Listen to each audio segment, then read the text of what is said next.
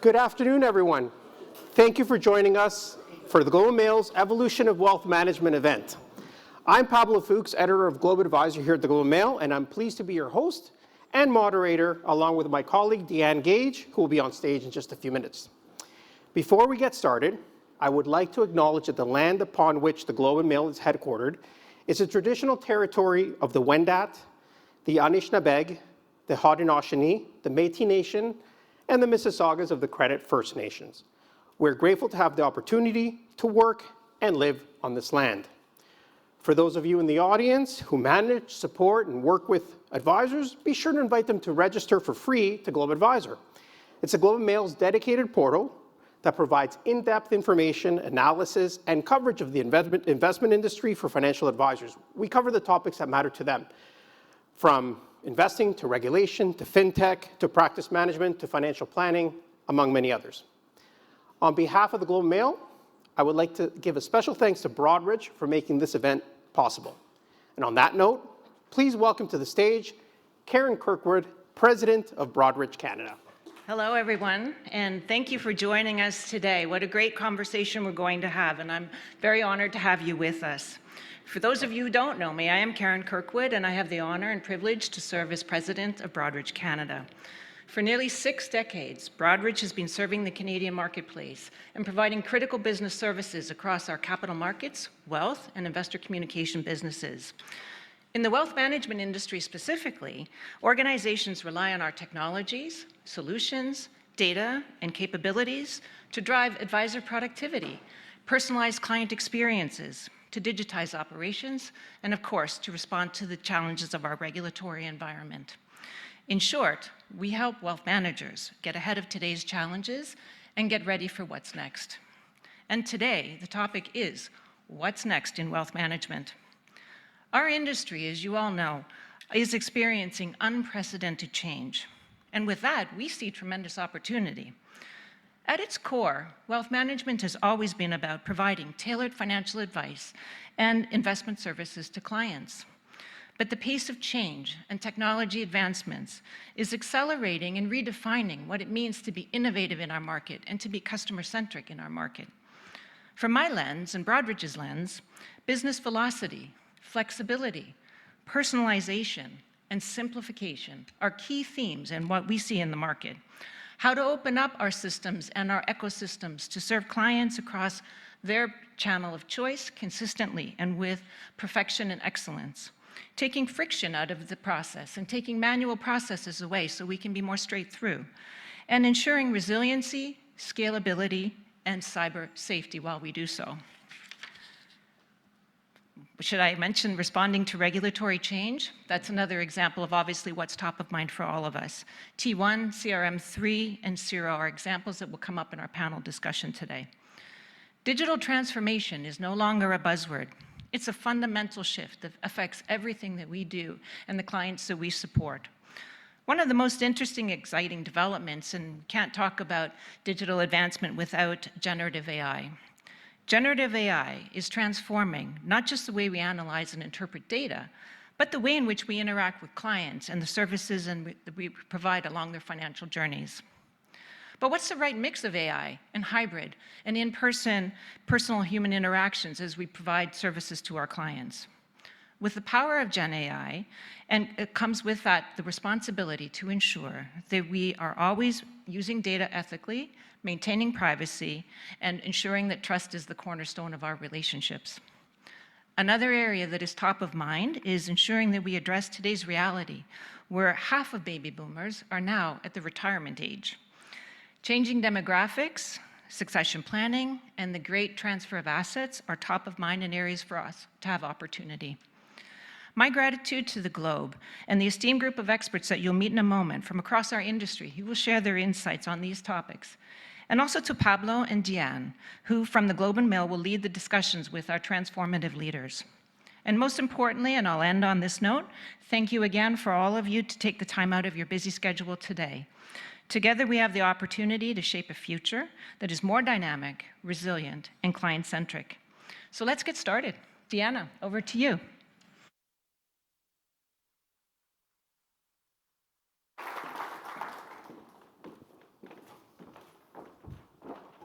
Thank you, Karen. And hello, everyone. I'm Deanne Gage, reporter with Globe Advisor at the Globe and Mail. I've been covering issues to do with wealth management and advisors for much of my career, and I'm really delighted to host this first session. So to help lay out some of the bigger trends in wealth management in the States and Canada, I'm delighted to be interviewing Charles Smith, partner in wealth and asset management consulting with EY in New York. Charles has more than 25 years of experience in the financial services sector. He leads strategic projects focused on improving the client and wealth advisor experience. Welcome, Charles. Thank you. It's great to be here. So I'd like to start by asking how wealth management has changed in the last decade in the US and what that means for Canada. Sure. I don't have enough time to go through all the different changes, but we've definitely seen quite a bit of activity as it's all been referenced.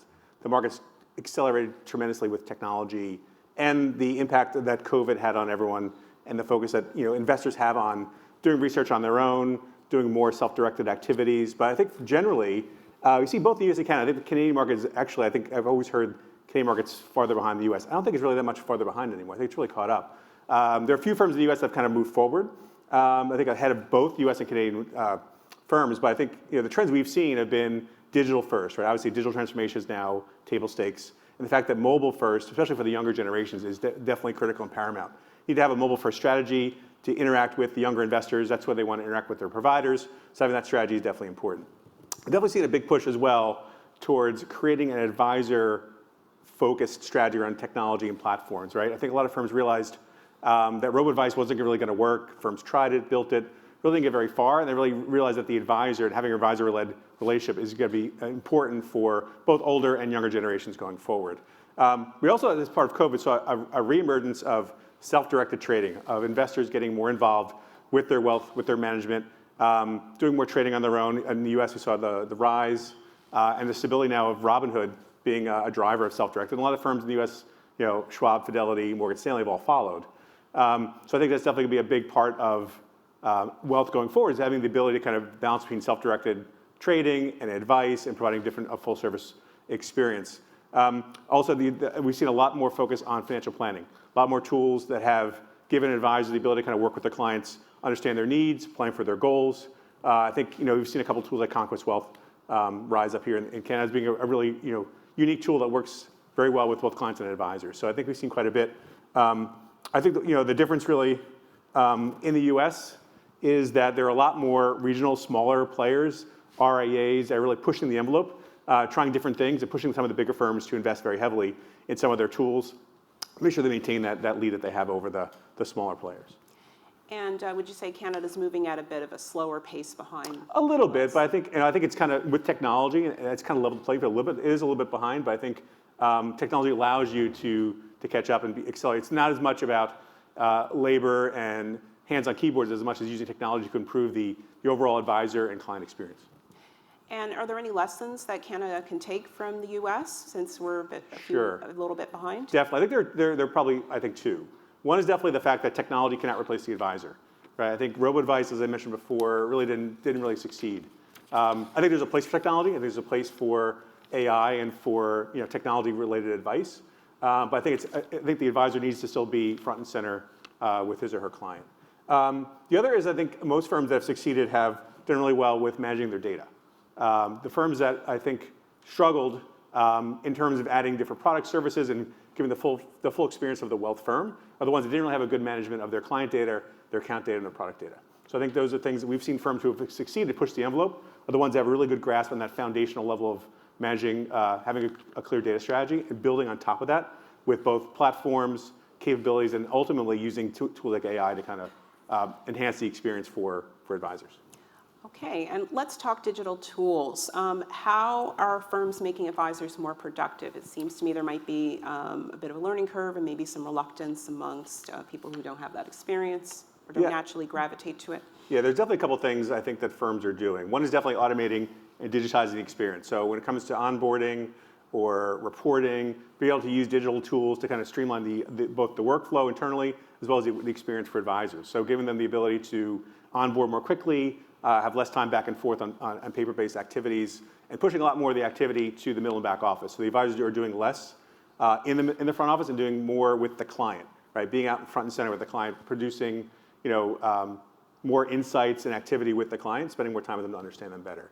I think the other thing too we've seen in the U.S. is a emergence of this centralized investment management capability. So a lot of firms in the U.S. have taken away, or at least try to mitigate or minimize the advisor's ability to trade and be a portfolio manager for that client, and really create a centralized management of assets, of fee-based assets. I think the rise of what's called a UMA, Unified Managed Account, a multi-sleeve managed product that allows a firm to take multiple products together and blend them into one single account registration has been a leader in the US. Firms have really pushed a lot of their fee-based product into this multi-sleeve strategy and allow a home office team to manage that. So it gives the advisor more time to spend with their client. Great. AI obviously is going to play a huge role in wealth management. How are you going to handle reluctance there, not just at maybe the firm and advisor level, but consumers, quite frankly? And we're seeing AI, in some of these operational activities take root now. I think primarily where it's starting, you're right, there's definitely some fear. I think we've seen a lot of hallucinations and some issues and some stories come up. I think where we're seeing it happen really is more in the middle and back office to start, because it kind of removes some of the risk of having errors visible with the advisor, visible with the client. So we're seeing use cases where they're helping out with reconciliation, helping out with onboarding, looking for anomalies. So more middle and back office. I think eventually you'll start to see, we have a few firms working on this now, where they push some of that AI type of capability into the support model. So if you have a call come into your support team, and then you have questions come in from the client, and the AI can listen in and come up with solutions as you were speaking to the client. So it's not really going directly to the client, but it's giving the support personnel some opportunity to kind of get some insight without having to go and do the research on their own. I think ultimately you'll see use cases where advisors start to use it, start to provide more insights on the client. As the client calls an advisor, the same thing would have to start to happen by giving insights on the client, on their behaviors, their background, their demographics, and so the advisor has more insights when they're talking to a client. I think what firms have to do is, one, they have to have transparency, right? When you're using AI, let people know you're using it, right? At least now, so they're aware that AI is part of the experience. I think also there has to be a lot of governance around making sure that you're using it properly, right? There's lots of opportunity out there to use AI in an improper way. So making sure you have the right governance model in your firm to kind of manage that whole AI development process, because it is tricky. So I think what a lot of firms are finding is when they go and build an AI tool, testing is almost impossible in a lot of ways, because with a normal, traditional technology build, you have a set of rules, a set of test cases, you test them all. For the most part, you're covered. But in an AI model, if you train an AI model to do certain things, you give it a certain set of cases, it only knows what it's been taught. So if you give it something that's brand new, it's never seen before, it may not know how to answer it. So there's that risk out there that if you don't have the right proper testing in place and you don't set aside enough time to kind of test as many use cases as possible, there's some risk involved there. So there's some issues, but I think about being transparent about it, having a good governance model, and having a team that's really focused on testing properly and training your models properly is going to be a big piece of using AI going forward. So there's a lot of talk about AI saving money and reducing labor, and that's definitely true. But a lot is going to shift over to testing, building, and running the models that you're going to be using for your business. What do you do, though, if clients are sort of saying that they're reluctant, they don't want it being used by the advisors in the practice? There's been a recent study that sort of showed that more than half of Canadians don't want their advisor using this. Yeah, that's a good point. There are some folks who are definitely a little gun shy with using AI. I think you have to give the advisor the capability, or whatever person is using AI, to turn it off, right? So maybe it becomes one of those situations where you ask the client before you start working with them, hey, do you include AI as part of your experience? If they say no, then you basically have the opportunity to kind of not use it. Go back to your more traditional methods of working with that client. Okay. Let's talk demographics now. What trends do you see with what's happening with just boomers, Gen X, younger generations? We've sort of talked of it. It came up earlier about the wealth transfer. Yes. There's definitely, I think last time I saw it was 85 trillion, I know in the US dollar is ready to transfer over the next 10, 20 years or so. I think with most of the older generation, I think they're probably very comfortable with their provider, right? If you're with your provider 10, 15 years, I'm with mine now for I'd say close to 15, you're probably not going to change. It's that younger generation, the millennials are now getting into their early 40s, and it's the Gen Z that's coming up that's probably in their 20s and 30s. They really don't know how to handle. So what firms are trying to do is, I think what we've seen is a lot of the traditional brands are struggling. Whereas if you're a traditional brand that's been in the wealth space for a long time and you're a really well-established bank, the younger generations don't really want to work with the older banks. They want newer technology, they want digital, they want an experience that's kind of akin to what they get from their other, from Snapchat and some of the other things they work with. So a lot of the firms are trying to combat that by building the right technology, right? So they have the right digital tools to service that client, that they're creating an experience that allows them to interact very dynamically with their investors. The other thing we're seeing quite a bit of work being put into a lot of these bigger firms, especially in the high net worth space, is around estate and trust planning, right? So be able to take the assets that a older generation client has and to protect it, to provide that client the ability to kind of pass those assets down to the next generations. And doing that gives the opportunity to kind of lock those assets into your experience, right? So you get the opportunity to work with a beneficiary in a trust to have the opportunity to kind of get them to know you as a firm, and you can show them what you can do beyond what some of these smaller fintech firms that are popping up, that some of these younger generations might gravitate to. So there's definitely some opportunity, I think, for firms to use different products to retain assets and pass those down to other generations. Now, the transfer's been talked about for about 2 decades, as long as I've been a reporter covering this industry. When do you think we're going to actually see a lot more movement there, and it's going to be where it's like, yes, it's happening? I think it's happening now. But it's gradual, right? It's not going to happen overnight. It's not going to be you're going to see trillions of dollars move from one generation to the next. I think it's a gradual process, especially if you have an estate or trust plan put in place. It could be happening as we speak. So you could put in a trust that allows the assets to be accessed by the beneficiary, but still retained by the grantor. So I think it's gradually happening. We'll talk about it forever. It's one of those things that I think we see the baby boomers are going to retire all at once, and they're not. They're retiring gradually. I think the assets will flow gradually as well. I think we're starting to see that now. And can you talk a bit about the asset allocation and the changes that are happening, just given the fact all these new generations are entering into wealth management and whatnot, what that looks like? So I think what we're seeing in terms of asset allocation, at least currently, the past, I'd say 6 to 9 months or so, is a lot of clients trying to take on more risk. I think we've seen the emergence of private markets and alternative investments in wealth, especially in the fee-based situation. We're seeing a lot of the wealth managers looking for other ways to, again, attract clients, get them in the door, show them that they really add value beyond what you can do on your own. I think some of these unique investments in private markets, interval funds, tender offer funds, things that are a little bit, I'd say, a little bit semi-liquid, but give the advisor more tools to work with. To kind of go to the client and say, hey, we can increase your returns a little bit here and there. We can adjust your allocation to give you a little bit more opportunity to kind of grow your wealth. We're also seeing in the U.S. quite a bit of annuities come into play, especially as some of these investors start moving into retirement, getting older. They want to retain a steady paycheck in retirement. So we're seeing a lot more opportunity for annuities in advisory. A couple of firms have built out capabilities for in a multi-sleeve environment where you have equities, fixed income, and then a portion of your assets are allocated to an annuity. So that's definitely, I think, what we're seeing in the market in terms of allocation changes. But I think for the most part, the markets have been pretty good with a couple of blips in there. So people are now feeling a little more confident that I can take a little more risk. I think we're seeing that come out in some of the allocations in wealth. Do younger generations value personal advice from a human being as opposed to a screen? What we've seen, we actually just studied EY a couple of years ago, and for years we always thought that millennials, who were the youngest generation for a long time, didn't want to have access to a person. But the last study we did, and we can share, it's probably on our EY website, shows that millennials are just as needy of advice and conversation with people as boomers and Gen X. So I think that actually what we've learned, I think we thought about this a while ago and we assumed it was happening, and it's now happening, is that as you age and your life becomes more complex, the journey becomes more difficult, right? How do you navigate through high interest rates, high mortgage rates? How do you balance savings with investment with a vacation home? And this younger generation start realizing that they can't do it all online, that they need someone to kind of guide them through the complex conversation around asset allocation. And the U.S. definitely tax, I think in Canada as well, tax is a very complicated conversation. So that's where an advisor can definitely, he or she can jump in and really help a client through some complex structuring of assets and planning for retirement, planning for different goals, is through that conversation with an actual live advisor. And Gen Z? That would be 25 year olds? Gen Z is tough. I think they're still very young. They don't have a lot of assets yet, so I think it's early to tell. I think with them, it's still about being digital, being innovative, and just being ready to capture the assets when they do come in. I think with millennials, it's hard for a while to kind of see where the assets are coming in. We thought robo-advice would be it, but it wasn't. So I think for Gen Z, it's really early to tell.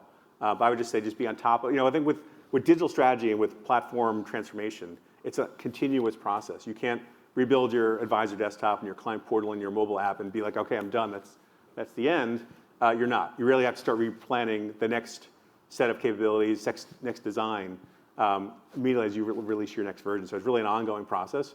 And talking to and surveying that younger generation is important to learn about what their needs are. I think it's still very much up in the air from my perspective. Okay.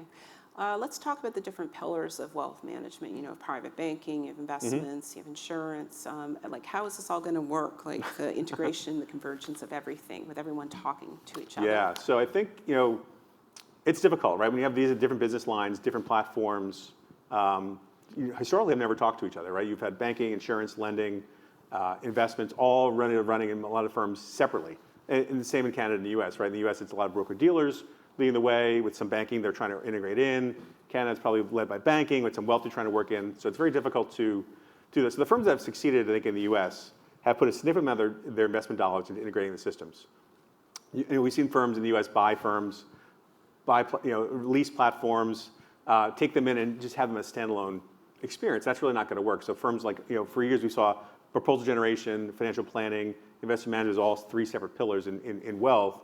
And I think the firms that have succeeded have done a really good job of tying all those together and creating that common, as I mentioned before, the common data layer. So as you move data between different applications, you can access the same common record, right? So I've seen firms spend 30, 40, 50, up to 50% of their annual technology budgets are on maintenance and integration. So it's a constant redoing of, because every year you're going to see new platforms come into play. You're going to rewrite existing legacy platforms to new ones. So a big focus of all of that is not just building the application itself, but actually spending a lot of time on integrating not just the back-end systems, but also spending quite a bit of time on the journey, on the user experience. And most firms I've seen have 10 to 15 UX experts on staff, the bigger ones especially, to spend all their time really designing and redesigning, rethinking through the experience and creating that unified vision. A few firms in the US I know are focusing a lot on integrating both the self-directed advisory and trust business into one. So they see the opportunity to, as I mentioned before, to keep them together. So advisors have the opportunity to talk to a client about, what do you want to invest in yourself? What can I help you with? What can I have discretion on and kind of manage for you? And what can you work with you on in terms of an estate planning perspective? And have it all in one common element. So I look at a client record. I can see everything about that client. So I can manage he or she in a much, much better way. Okay. Crystal ball time. So 5 years from now, what's the landscape look like? That's a good question. I think it's a little bit more the same. I think you'll see quite a bit more AI being used. I think at some point the people will get over the fear. I think AI will be a big part of how advisors access information. I think you'll see a lot of firms use AI as a way to manage their business better, right? So if you're running a wealth business steady, you want to know what advisors are doing well, right? And why they're doing well, right? You have to pour through a lot of data. You have to go out and talk to them. You got to read through all their notes, right? Why is this advisor, he or she's taking more notes than the other? Why is he or she doing better? I think AI will definitely help with managing the business. I think you'll see a lot more AI used to help wealth firms run their business. I think you'll see advisors be okay with using it as part of their day-to-day. I think you'll see clients actually start to use it as well, right? Be a part of that conversation with AI, and they'll start using it on the self-directed side as well. I think you'll see quite a bit of AI usage. I think you'll see a lot more convergence of product. I think you'll see a lot more risk protection as well. So I mentioned annuities. I think you'll see a lot more incorporation of insurance and annuities and other products that kind of help manage money. I think as we age, 5 years from now, hopefully we'll all be a little bit wealthier. You'll see some of the, as I mentioned, some of the boomers really get to the end of life stages where they'll have to make sure they protect their assets. So there'll be a lot more annuity work as well. Annuity and insurance and protection are part of those assets. So. All right, terrific. We'll have to leave it here. Charles, thank you so much for coming. Welcome. Thank you. Fascinating discussion. I'm going to turn things over to Pablo now. Thank you, Deanne and Charles, for that enlightening discussion. Next, we have a panel of industry experts to pick up on some of the trends that Charles has brought up and how these developments are playing out in practice. We have an excellent group for this discussion. I'm very excited to introduce them. First, we have Jackie Allard, Group Head of Global Wealth Management at Scotiabank.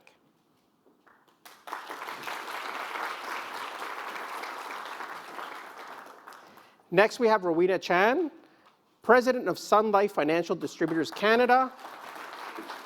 And Rowena is also Vice President of Retail Advice and Solutions. Also joining us is Tim Evans, Chief Operating Officer of Wealth Management in Canada for Canaccord Genuity. And finally, we have Chris Perry, President of Broadridge.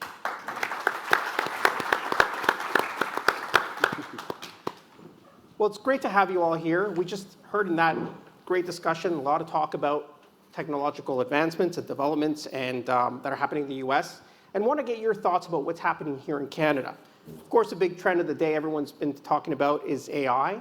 And it's still very early days for this technology, but what's really interesting, we just published a story this morning about Capgemini's World Wealth Report, cited half of global world wealth leaders are investing in AI already, and 3/4 plan to expand their investments into that. So wanted to hear directly from you in terms of how you're embracing that technology and how it will allow advisors to be best at your jobs. So Jackie, start with us on that one. Okay, great. Well, we certainly are investing in this space at Scotiabank. I think if I think about the promise that AI can bring to our industry, there are several different value levers that we can pull with this kind of technology. The first is around advisor productivity. I think our previous speaker spoke well about that. Whether that's opportunity spotting, whether it's client servicing, we see a real opportunity for AI to play a role, probably to his point, first in terms of what that can provide to the industry. But it's also, I think, has amazing promise in terms of how we add value to clients. If you think about just the ability to personalize at scale with that kind of technology, I think that's really exciting. Really thinking about helping the advisor find the right solutions to clients as opposed to having to do all of it themselves. So we're really excited about it. If I think about how we unlock that, I would say that a few different things. One is it's important to test and learn, like small proofs of concept that allow us to pivot, think about, to incorporate learnings, move on, and then be able to make our solutions that much stronger. We're relying on our partners. A number of the partners that we work with, whether that's Microsoft or Conquest was mentioned in the previous session, like they have capabilities that we can leverage as part of our tooling and solutions. And I think the other thing that's important from our perspective is that really this comes down to how good is your data. So this ultimately has to be linked with a fulsome data strategy. Cloud acceleration is part of that for Scotiabank. But data is what actually powers these technologies, and so that has to be thought of first and foremost. Interesting. I do want to get into that a little bit further a little bit later. But Rowena, maybe your turn here. Tell us a little bit about how Sun Life is investing in AI. For sure. So I think that Jackie touched on all the benefits, right? So for me, I think ease and convenience are so important to our clients and to our advisors. So we are also investing a lot on AI, and also it needs to tie back to a very proper and very, I would say, very committed data strategy, right? Clean data is so important. And AI is so much about unstructured data too, and will give out unstructured data type of output, so we have to be careful about it. So I would say Sun Life is using a very safe and also responsible way to experiment how we can use AI. I'll give you a few examples. One is actually we talk about Conquest. So we anchor on a plan. So every one of our advisors are asked to do a plan with our client. So the plan is AI powered. So they do thousands of calculations based on clients' data. So the advice and solutions are personalized, and it's really fast, right? So it really gives time back to our advisors. I'll be very quick, and we are now looking at experimenting note-taking assistant. So it will help advisor to say, if I go on Zoom, go on Teams, AI will actually be able to summarize in notes, right? So then the advisor can take a look at it. It help with compliance, regulations, time saving. So these are just some of the examples. Interesting. And Tim, tell us a little bit about how you're doing it at Canaccord. Very similar to my esteemed colleagues here. I would say, it's early innings. And I don't want to, if there's post-traumatic stress disorder for PTSD for Jays fans, early innings means we're down 7-0 in the second inning.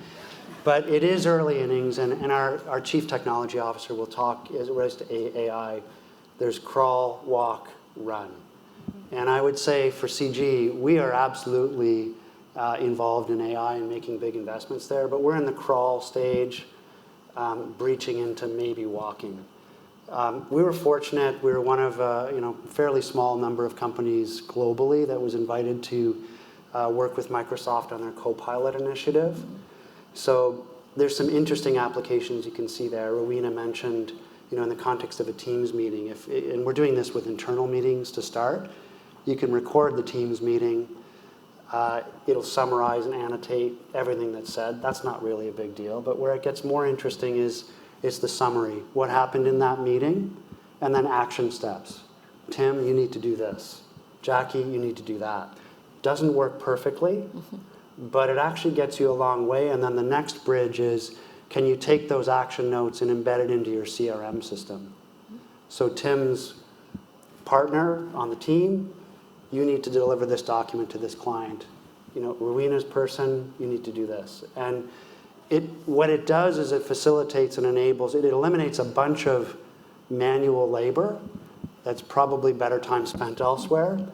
And it probably means that you're more efficient, and for the advisor, ultimately it'll be a better client experience. So it's exciting, but it's early innings, and I would reinforce what was said earlier about data.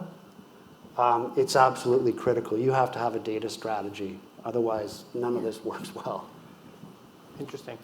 And Chris, tell us about how Broadridge is integrating AI into the tools you're developing, the discussions you're having about it with your clients, and how it's being positioned within the discussions you're having internally about the future of the tools you produce. Sure. Pablo, thank you to you and the Globe Mail for hosting us all here today, and thank you for all coming. We're the one technology company on the panel, so you won't be surprised that we have really wrapped our arms around AI. We've really immersed ourselves in it. We think of it in 3 dimensions. One is de-risk, one is grow, and one is reduce cost. Now, the best scenario is something that is AI-driven that does all 3 of those things. I will reiterate the data set underneath it, and the data strategy is critically important. I won't talk about that because everybody said that, but that's really important. The old garbage in, garbage out will create a real problem. We believe that the hyper-personalization dimension is one of the most powerful elements, because let's remember, advisors, they're typically EQ-driven people, they're relationship-driven people. They're not, no offense to any of them, they're not intellectually, analytically driven in what they do every day. Now they have a friend right next to them in well-developed AI that can inform them of ideation faster than they've ever been able to do their own research. So we're trying to AI-ify, which is an expression that we use, all of our products. There's a dimension of AI that will either de-risk, help growth, or reduce operating costs in all of the offerings that we have out there. And all of that leads to creating the best ever experience between an advisor and their client, which we believe will be a differentiator in asset gathering. In the end, clients have assets held away. You don't know about all their assets. This tool set gives you the ability to get a lot more information and insights. And then what we try to do is create a mechanism by which you can gather assets. So that's one example in the wealth space that we're doing it. Interesting. So the transformation of this industry and technology, AI is just but a part of it, of a fully integrated suite of tools and different technologies. So I'm interested in finding from you, and especially in terms of data, you all mentioned that, in terms of where you're spending in terms of next-gen technologies. I know that there was a certain report from your firm, Chris, that cited wealth managers across the world investing in data analysis and visualization, cybersecurity, cloud platforms, and want to know in terms of how you're investing in those as well as any other tools and how they're essentially helping you in this transformation. So Rowena, maybe start with us on this one. Yeah, so there's so much happening on the digital transformation, leveraging technology. So maybe I'll share a few things. Like Sun Life has 160 years history. So we have a lot of legacy platforms. so we need to do like real platform modernization. But we also know we need to go with speed and flexibility. So what we're trying to do right now is really using modular architecture for our platform. Really build modules on top of our existing platform so we can move faster. So that's one of the focus. The other focus is like going back to the whole digitization. I won't repeat. But I also want to emphasize that sometimes not just really the big sexy thing. Sometimes it's really how you put through straight-through processing, as mentioned earlier, or RPA process. When you clean up a process, how do you use robotic automation to make it faster and easier? Now, our advisor need to, like any advisor, need to talk to clients on a regular basis, KYC, KYP, you need to do a lot of prep work. So we RPA the prep work process. So within seconds, right? So the system pull from 5 different platforms, get the client's data, so prepare the package for the advisor.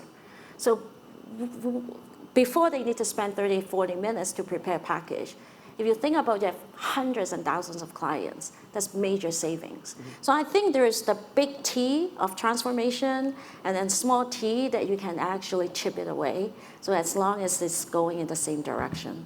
Interesting. And Tim, Canaccord, where are you investing your assets in terms of the technological transformation? Where are you seeing the greatest benefits thus far? Yeah, lots of investment in technology. It's a heavy spend, and that's one of the areas that if you look at the income statement, that and maybe compliance would be the two areas where we're spending heavily.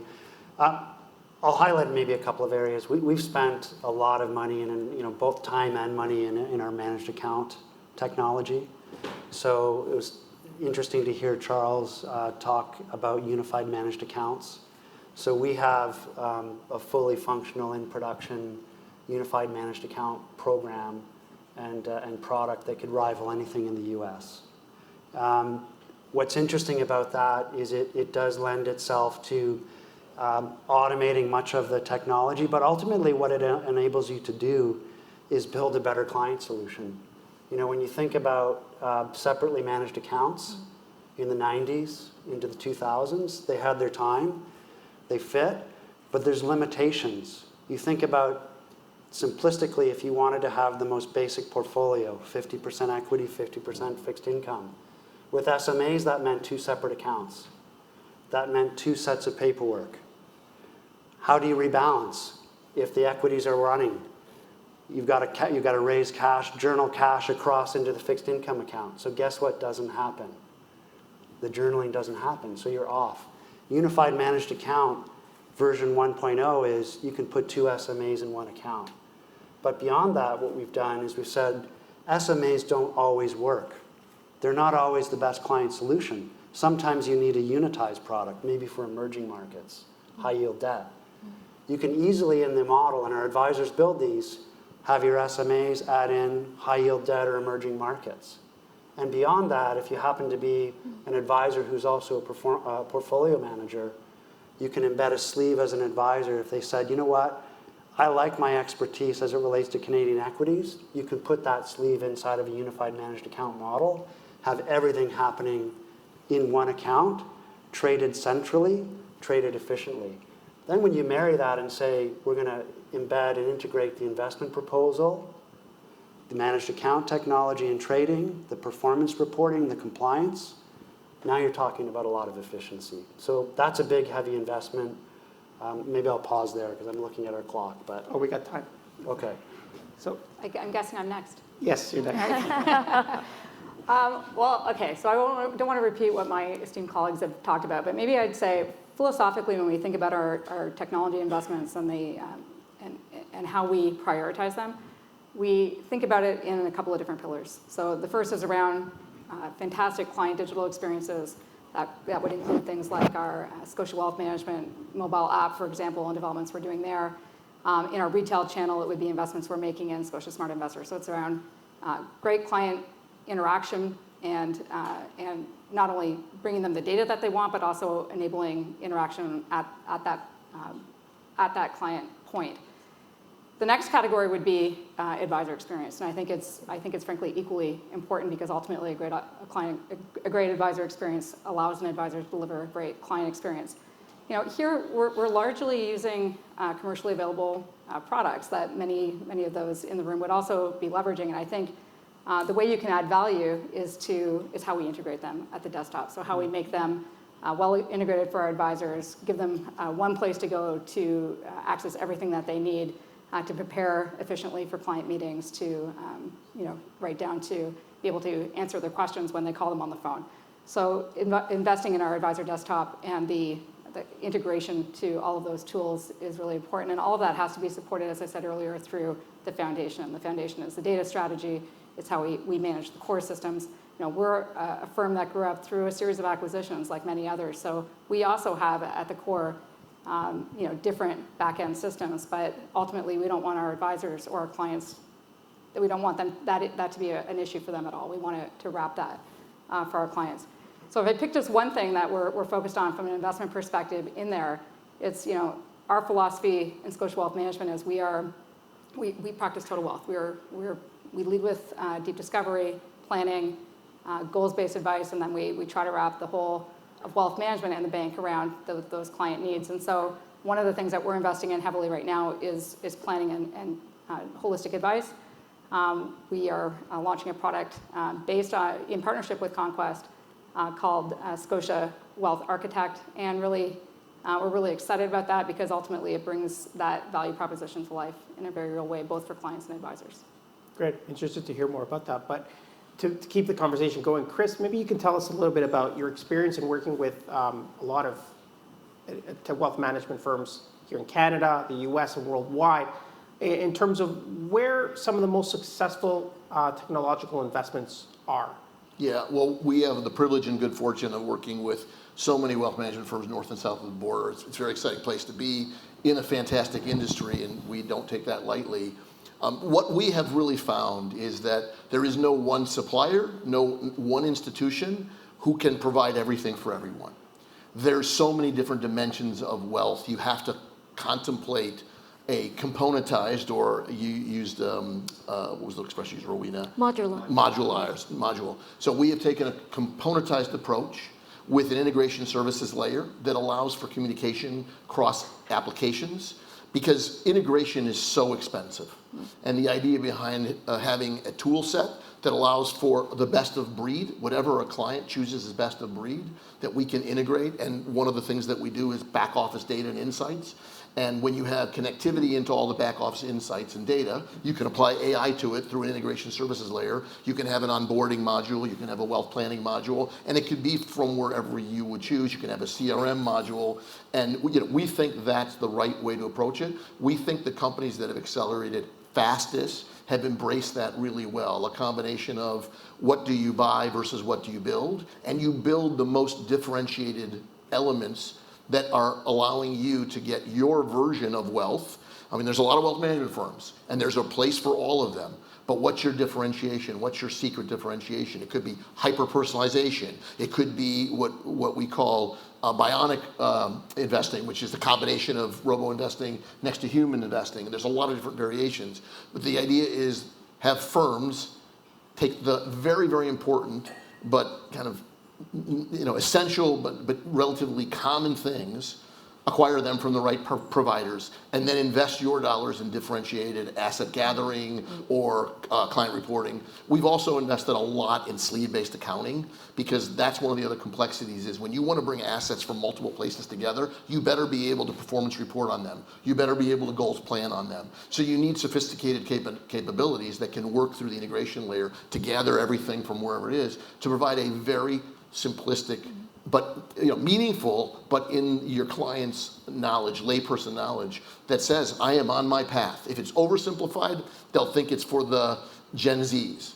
But it's got to have the right balance of all that. And it needs to be very visual. Somebody was talking about visualization is a really important thing for the advisor and the clients. So this component architecture allows you to do that with best of breed.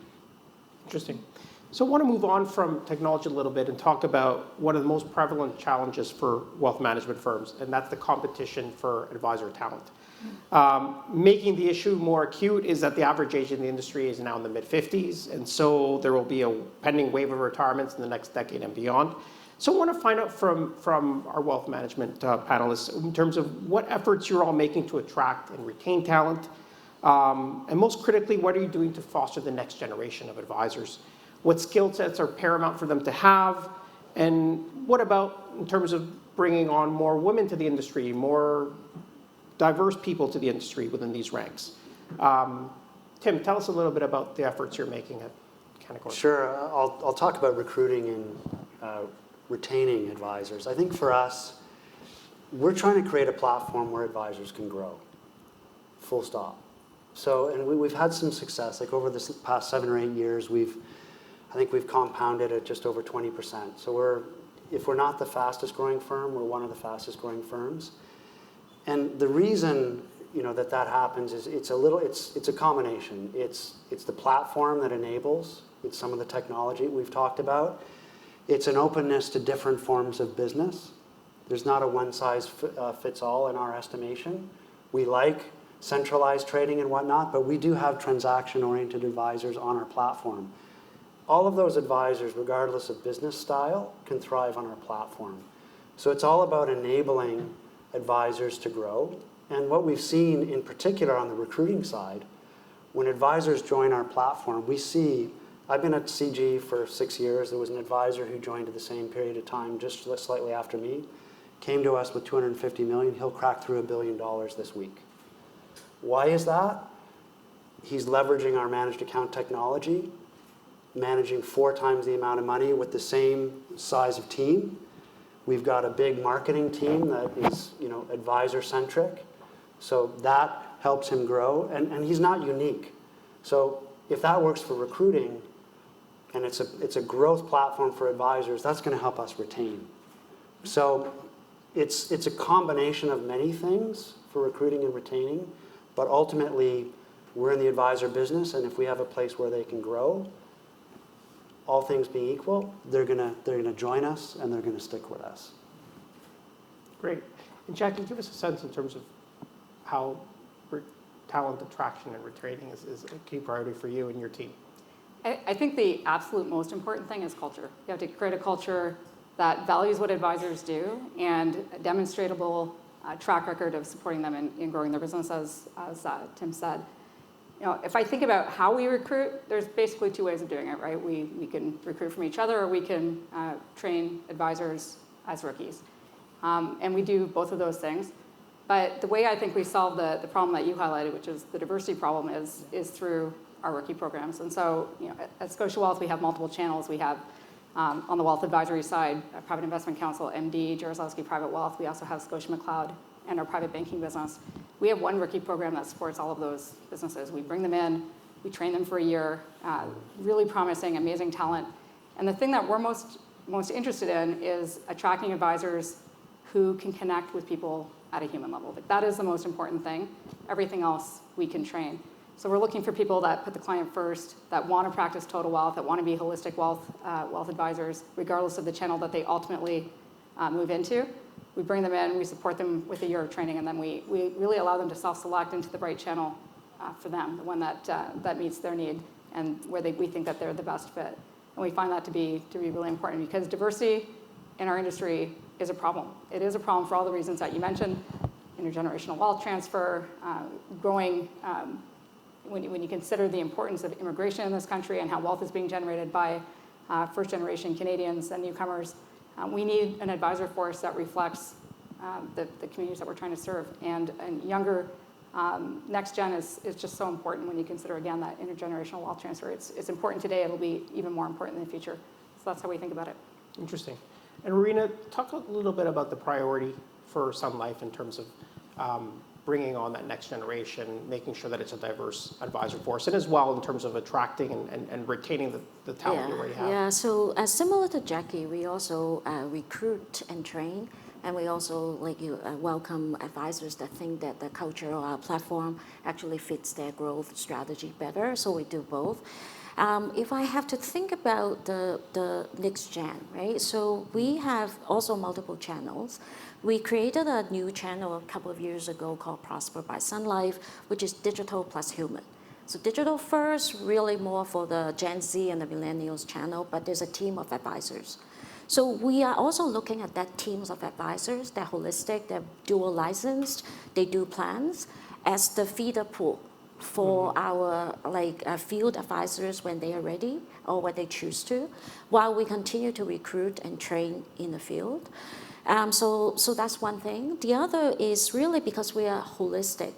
All of our advisors are dual licensed. So we are really focused into teaming. We have dedicated team to actually help our advisor team.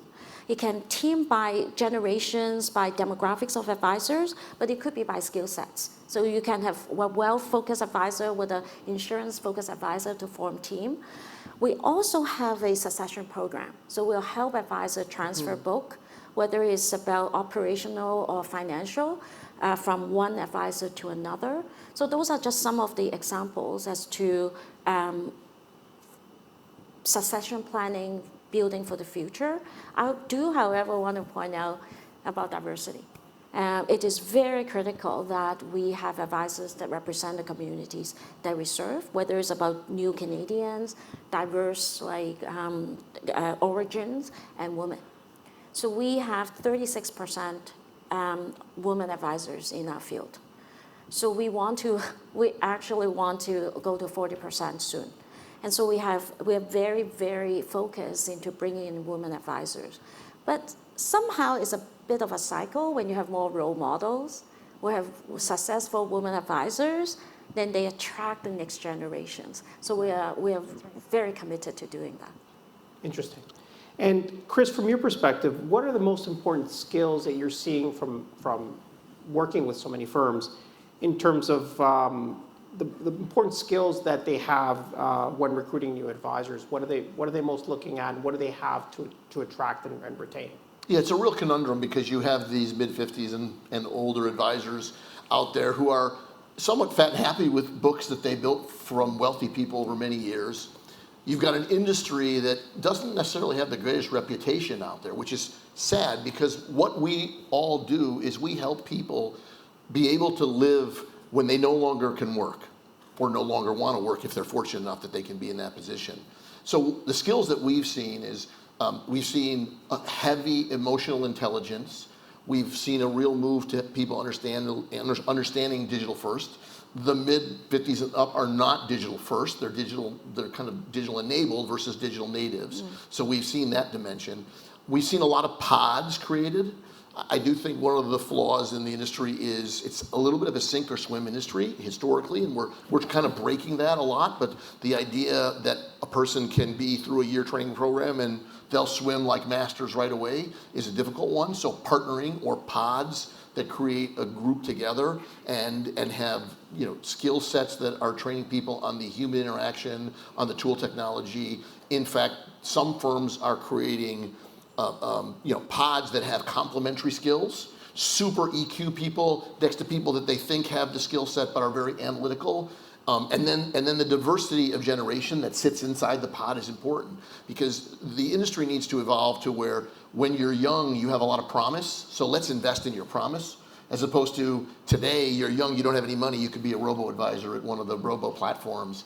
And the best way I've seen that done is firms that really force, done the right way, connectivity between grandparents, parents, children, and the grandchildren, because that brings them in where they are in their journey and makes them part of something. And what it really does is it prevents the loss of those assets when the family ends up having an event and there's a generational transfer. Yeah. Because if you look at the surveys that are out there, the amount of generational transfer is accelerating so that when grandpa dies, whatever grandchild gets in a really wealthy family is not staying in that firm. And the way you work with that is leverage the technology, leverage the relationship, create pods of people where a Gen Z can actually mentor a boomer at the high end of that. And so these are the kinds of things that we've seen have worked really well. Interesting. So I want to focus a little bit more on that, and that's, of course, because of the changing demographics within the client force as well. And so one of the things that we're seeing, we heard earlier, of course, the beginning of the mass retirement among baby boomers, the initial stages of the great wealth transfer. Also, one of the elements that's often missed there is the intraspousal wealth transfer that's going to happen first, right? And we've seen all kinds of reports saying that 80% of women leave their advisors. And so I want to hear from you in terms of how your teams are being positioned to serve these demographic changes. And of course, one of the things you alluded to, Jackie, was the mass immigration we've experienced here in Canada, over the last few years, and a lot of new Canadians and serving them right, and we're going to address that too. So maybe you could tell us a little bit about how the delivery of wealth management is evolving within your firms to serve these changing demographics. Yeah. Jackie, start with us on this. I see where you're going. Now, I knew I was going to be first because I was watching your pattern there. Maybe I'll speak to both women and then to cultural markets largely. So from a women-centric perspective, we have a program called Scotia Women's Initiative and a specific flavor for that within wealth management, where we've basically taken all of our advisors through training around female-centric issues as it relates to advice, and how top of mind it has to be for them. That no longer can we have advisors giving their business card to the husband and not creating a relationship with the wife or the next generation. It's just like, it's horrifying when you hear those stories in our industry. And so really tooling our advisors with, this isn't sensitivity training. This is real training around how to give advice for the things that women care about. Now, of course, women care about the same thing as men, but they also have specific challenges in some cases that men don't have. Career breaks, for example, being something that more women parents deal with than male parents. So those are the kinds of things that we're trying to help our advisors with. And then, as I said earlier, the diversity of our advisor force is a big part of that. Women make fantastic advisors, whether it's in Scotia McLeod or in Private Investment Counsel. They can have those really human-centric conversations with our clients. And so we want to attract more women into our industry to realize that promise. If you think about immigration, like almost a third of businesses in Canada, small businesses in Canada, are owned by first-generation Canadians or newcomers. 600,000 roughly, self-employed professionals in this country, building wealth, and I don't think that the wealth industry has really focused on this as a strategy and how important that is not only to our clients, but it's also really important to Canada that newcomers are set up for success, that they learn our financial system, that they understand the tools and the resources available to them, and that we're helping their businesses be successful. And so that is a really important focus for us. Again, it impacts a lot of different things. It'll impact how we recruit, how we cover the market, how we train advisors, partnerships that we have, products in some cases that will need to be tailored for different markets, and sponsorships, marketing, everything else that you can imagine are necessary to be successful there. Okay, Rena, your thoughts on this? Well, maybe I talk a bit more about intergenerational, right, Sure. on the wealth side, because as I mentioned, we are holistic. Our advisors are dual license, and so leveraging both like the UMA, SMA, traditional more type of wealth management solutions, in addition to leveraging insurance solutions for estate planning, using some insurance solutions as an asset class, you bring it all together and you anchor on a plan. You really have those in-depth conversations with the clients that, because we are both insurance and wealth, both sides, we can ask for beneficiaries information. We know who they care the most. We actually can get introduced to the family, those that will be part of this generational transfer. So our game plan is to leverage the plan to bring in the family members, people that the clients care the most, and have those conversations very early on. So when an event happens, we are not really seeing the beneficiary for the first time, but it anchors on a plan. So I think that is quite critical. Yeah, and Tim, you mentioned a lot earlier about the importance of growth for your force, and wanted to get a sense in terms of how these changing demographics are playing into that growth for these advisors. Yeah, I mean, we're focused on share of wallet. Like that's a big piece for us. Like typically the, existing clients are, if they're happy, there's often money sort of held in other institutions. So, we'll go and try to find money from Scotia and Sun Life.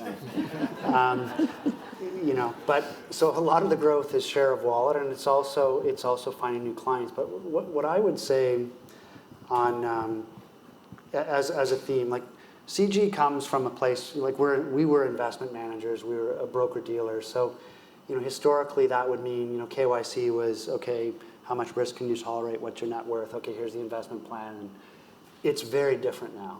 It's very different. So I think the answer to a large extent on much of these things, whether it's, newcomers, share of wallet, as I said, is client discovery. It's client discovery. So what we're trying to do is put tools and training in place to help our advisors get deeper. Historically, like we'd be guilty of this. Like you have a client, whether it's a husband or a wife, you probably don't know the partner. Mm-hmm. So get deeper. Client discovery needs to go beyond the new account application form. So there's tools that we put in place to kind of help engage in that conversation. I think the other piece of it is, let's face it, we can't be all things to all people. I can't be expert at, newcomers, divorcees, business owners, etc.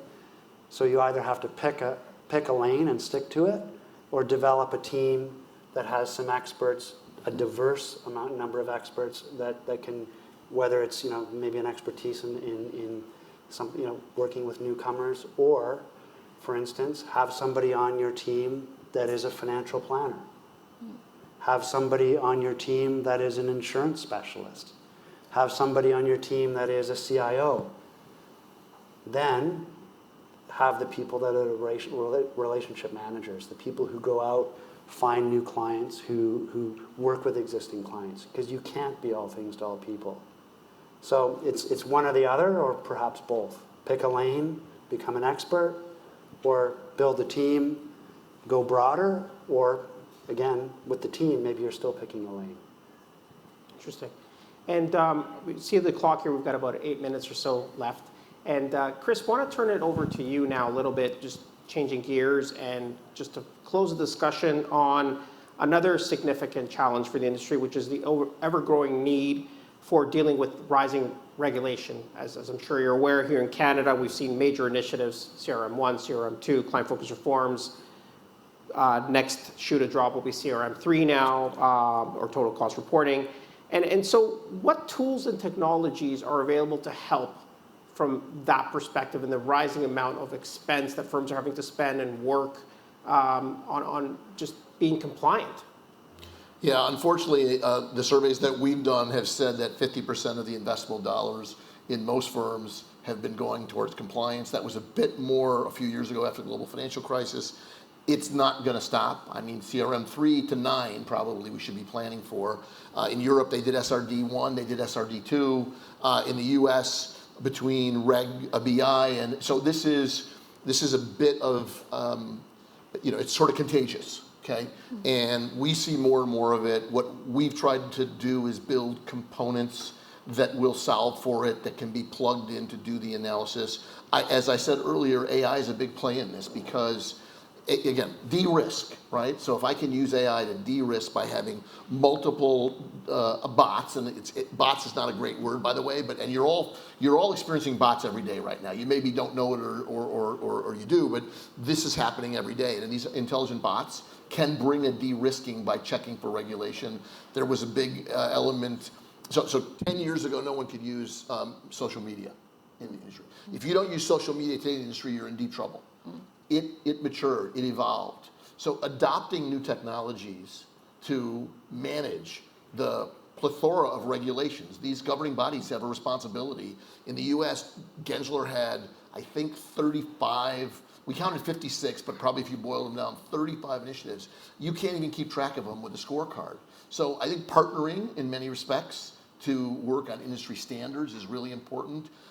Working together to ensure that when there's a proposed regulation, that the influence from industry is communicated, because a lot of times the governing bodies don't really understand the regulations. The regulators do, but the governing bodies are like, they're lawyers that are not in the financial services space. They don't understand the practicality. So it's really important for the industry to work together to communicate when we see regulation, to do it for the right reasons, to implement it in the right way.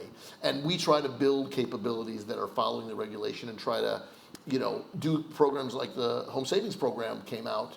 That was really powerful. That was a regulation, very positive regulation. We wanted to be ready right away so that we could work on all the platforms that we were enabling. So I think sticking together, working closely, partnering is really, really important. Whoever your partner is, pick your partners, work closely with them, and evolve. Transformation is scary. Everybody talks about transformation. That word is not a great word. Transformation is an outcome of a lot of evolutionary steps that combine to get to a different place that you had a vision for. If you start to just throw transformation around, it can be very daunting. And so we try to do it in an evolutionary way. Okay, and working this way. Tim, in terms of the compliance and focus on regulation, tell us a little bit about the efforts you're making at Canaccord to create systems or processes to ease this burden. Yeah, I think what I would say is regulation, compliance, the new rules, the client-focused reforms, they all come from a great place. Like ultimately, we're trying to protect our clients, our advisors, and the industry in general. To your point, sometimes the practical application is maybe there's a disconnect. So that's where talking about it, I think, is important and refining. But from our perspective, again, it's kind of going back to a similar theme. I would say it's technology and training. So how can you use technology? We recently implemented a system that it's basically it's like a compliance office. It's all automated. Our advisors can go in. They can do all their attestations around outside activities, around their accounts. Did they read this? And it's a way for the advisor to stay on top of everything that he or she needs to be on top of, but also our compliance partners, so that we know we have integrity in terms of, are we on side? And it was piecemeal before. Think about outside activity. It was, paper scattered all over the place. Having it centralized in one central location, good data again, makes life a whole lot easier. So that's one of the things we've done on the tech side. Then training is really, it's around awareness. There's, depending on the industry participant, you have a continuum from, I'm going to take this really seriously, to this doesn't apply to me. But we are in a rapid change situation when it comes to regulation, compliance, and there's a lot to keep track of. So it's really meant, upping our communication. Whether that's email, webinars, one-on-ones, in-branch, just to make sure that our advisors and our support staff, head office, et cetera, understand what's happening and what it means for us and what we have to do. So it's going to keep going. I agree with you. It's never going to stop. But again, I'll go back to that original point. As much as it can be frustrating, it comes from a good place, and ultimately, it's about the integrity and the trust in our industry, and without it, we can't flourish. Okay, and to close out, Rowena and Jackie, you're both with major institutions, multiple lines of businesses.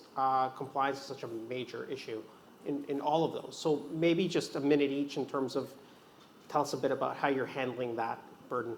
Sure. So our advisors are independent contractors. They have many different practice structure. Some are individual, some have a team of 50 people. So for us, number one thing is we want to standardize as much as possible and simplify as much as possible. And so that it makes their life easier. We don't have multiple versions of compliance, number one. Number two, I go back to digitization too. Centralization of data, right? One place. It helps us with knowledge management, help us with training, actually save advisor time. We actually don't have to go to their office, right? If we have to do review, because everything is digitized and you can actually do the review remotely, right? So it's an efficiency play. So last thing I would say is I think we mentioned earlier is advocacy. Work with partners, but also work with regulators. Stay very close to the regulators, whether it's in the consultation phase or whatever. I think then it won't be surprise. It will make the implementation more pragmatic. There are more dialogues to get to a more smoother implementation success. Great. Jackie, let's conclude with you. Look, I'll keep it really brief. I think maybe just building on something that Tim said, I think ultimately the global trend here is about increasing transparency. And this ultimately builds clients' trust in us, and it's something that we should all embrace as an industry. So I think these trends are actually very positive, and if we can make it easy and we can make it efficient for our advisors and for our clients to help us comply with this, ultimately it keeps them safe, it keeps the bank safe, and so we see this as very positive. Great, thank you. Well, we have to leave it there. I'd like to thank Jackie, Rowena, Tim, Chris for joining us this afternoon for this enlightening discussion. I learned a lot, thank you. On behalf of the Globe and Mail, I also want to thank Broadridge for making this event possible. And of course, a huge thank you to all of you in the audience for sharing your time with us.